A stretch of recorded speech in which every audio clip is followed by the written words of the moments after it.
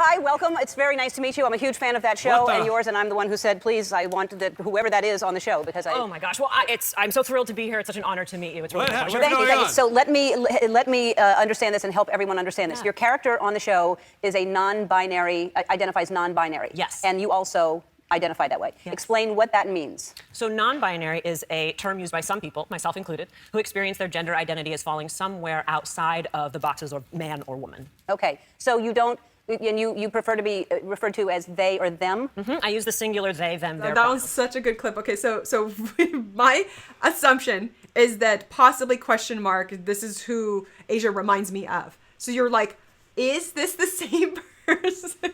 I'm excited. No, I'm excited. No, I'm excited to help everyone understand. I know about wordage. No, I know about wordage. I want to help everybody understand. So think about like your intuition, my Help intuition. everybody understand. Versus NE. NE's responsible for communicating, understanding outwardly. I need to make sure everybody is on the same page and understands this universal category. Right. Right? And then I also want to make sure everyone who feels marginalized doesn't feel marginalized. Yeah. But identity is fluid. I mean, if you were to just directly connect that to op functions, we do say that feminine identity would feel that way. I feel that way. We see that a lot. I feel like my identity is movable. I feel open-minded, even though there's a lot of areas that I'm not open-minded. Yeah.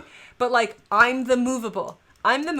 So as a masculine savior, DE, I relate to this. Why? Because I am a we. I am a frog in my pocket we. I'm going to feel as a part of they. And also, 100%, my identity is movable. It will move today, it'll move tomorrow. Yeah. Of course, I will constantly be changing. Because Asia's like, I don't, or they were saying, I don't want to transition all the way over to a male body.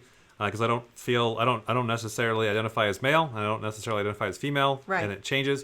And I think that freaks out a lot of people that are just say straight, heterosexual, masculine, whatever, where they're just like, where they don't have that at all. Where, I know, right. Where they're very settled in, this is my identity and this is my sexuality. And that is like one of the most solid things ever. It's not their fight. Yeah, I'm definitely more on that side of like, never even think about it, never moves, but like, we're seeing in the code, we're seeing with the type that like, for people that have feminine DI or feminine sensory or whatever, or like, it very much can be extremely movable. Oh, yeah. So you have a boyfriend now, right? I have a partner who is a self-identified man, yes. Okay, sorry.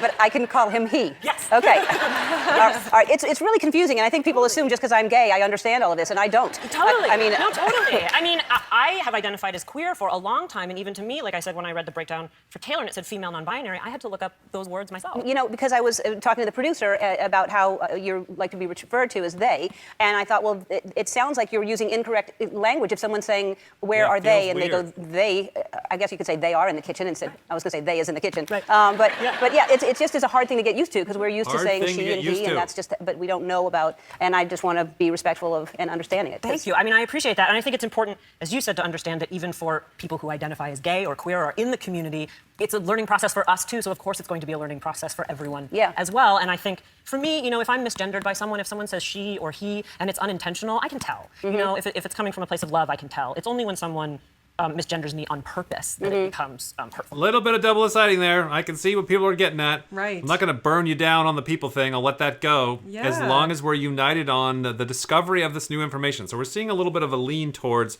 this might be a observer with a little bit of double-siding in there. But I love that Ellen, like you're hearing Ellen saying this. You're hearing Ellen say, oh, this would be kind of challenging. This would be kind of hard. Yeah. I'll try it sometime. Try and keep the wording straight. And it is really, really hard. really hard. Imagine if you had several friends and they're all doing slightly different. Oh, You're yeah. going to have smoke coming out of your ears trying to keep this all straight.